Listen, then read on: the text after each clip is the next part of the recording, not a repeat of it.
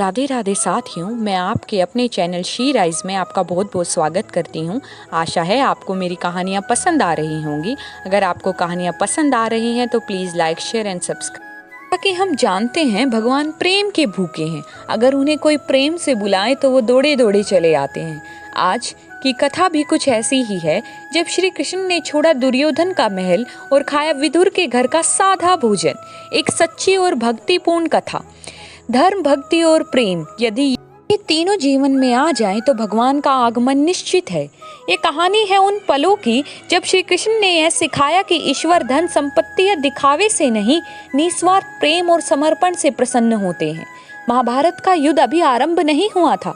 श्री कृष्ण ने शांति स्थापना करने के लिए हस्तिनापुर आने का निर्णय लिया था। दुर्योधन को जैसे ही पता चला श्री कृष्ण आ रहे हैं, उन्होंने पूरी राजधानी सजवा दी। महल के दरवाजे सोने से मंडवाए गए। भोजन में 100 से अधिक पकवान बनाए गए।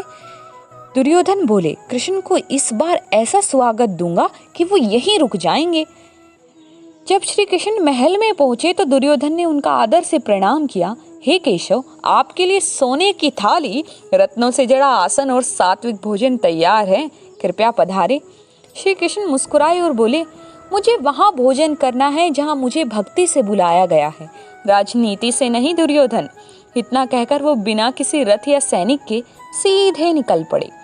दूसरी ओर विदुर, जो महात्मा और धृतराष्ट्र के परम विश्वासी थे, अपनी छोटी सी कुटिया में बैठे प्रभु का ध्यान कर रहे थे। उनके पास न सोने का महल था, न कोई रसोई जिसमें व्यंजन बन रहे हो, बस कुछ पके हुए केले और शांत मन। तभी अचानक द्वार पर कोई दस्तक हुई। कौन? विदुर ने पूछा। श्री कृष्ण बोले, हे विदुर, द्वार खोलो, तुम्हारे कृष्ण आया है। विदुर को ने दरवाजा जैसे ही खोला, भगवान श्री कृष्ण को खड़े पाया।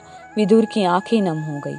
प्रभु, मेरे घर, यह तो मेरे जीवन का धन्य क्षण है। वे जल्दी से आसन बिछाने लगे, केले धोने लगे। उनकी पत्नी दौड़कर प्रभु के चरणों में झुकी।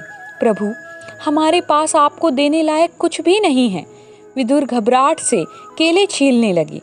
वे श्री कृष्ण को खिलाने में इतने लीन हो गए थे कि गलती से उन्होंने फल फेंक दिए और छिलके श्री कृष्ण को खिला दिए। श्री कृष्ण ने खाते रहे, हंसते रहे, आनंद लेते रहे। विदुर की पत्नी ने देखा और चौंक पड़ी। प्रभु, आप छिलके खा रहे हैं? श्री कृष्ण मुस्कुरा के बोले, हे माते, ये छिलके नहीं हैं, यह तो प्रेम का अमृत है।